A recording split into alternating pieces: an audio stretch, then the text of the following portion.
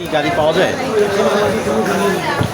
আমরা দেখতে পাচ্ছি যে এক্সট্রা সার্ভিস চালু করেছেন আপনারা। হানিফের কোনো এক্সট্রা কোনো সার্ভিস নেই, এটা ভেন্ডার প্রাইসের কাউন্টার, সেটা হানিফ ছাড়া কোনো এক্সট্রা আমাদের কোনো গাড়ি যাবে ভাই গাড়ি নেই সব বড় বড় অফ করে কত করে বড় বড় অফ টিকিট করে পাচ্ছেন? গ্যালাক্সি কত করে টিকিট পাওয়া এখানে যায়? চার দেওয়া আছে, ওইটা আমাদের এখানে সরকারি চাল আছে, আমাদের চাল আছে। না, আমরা তো অভিযোগ পাচ্ছি যাত্রীদের কাছে বেশি করে নিয়ে আসে নাকি? যে যাত্রীরা অভিযোগ দিচ্ছে ওই যাত্রীরা নিয়ে আসে, নিয়ে আসার পরে ওই যাত্রীদের থেকে আমি হানিফের টিকিটটা দেখতে চাই। যদি উনি হানিফের টিকিট দেখাতে পারে তাহলে এই সরকার আইন যে ব্যবস্থা নেবে ওইটাই দেবে।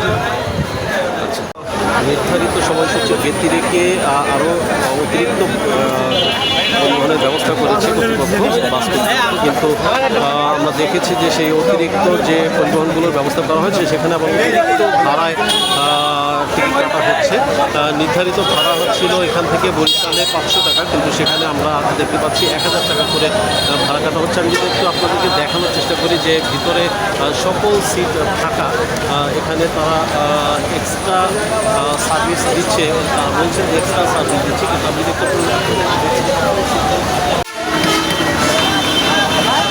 স্বরাষ্ট্র উপদেষ্টার আগমনকে কেন্দ্র করে এই মুহূর্তে ট্রাফিক পুলিশের তৎপর হয়ে উঠেছে। আমরা দেখতে পাচ্ছি সব ধরনের যানবাহন তারা এখান থেকে দ্রুত সরিয়ে দিচ্ছে। কিছুক্ষণ পরে এখানে স্বরাষ্ট্র উপদেষ্টা আসবেন পর্যবেক্ষণ করতে টার্মিনালে, যাত্রাবাড়ি বাস টার্মিনালে এখানে আসবেন। তো আমরা দেখতে পাচ্ছি যে সেই স্বরাষ্ট্র উপদেষ্টার আগমনকে কেন্দ্র করে এখানে ট্রাফিক পুলিশের তৎপরতা আমরা লক্ষ্য করছি।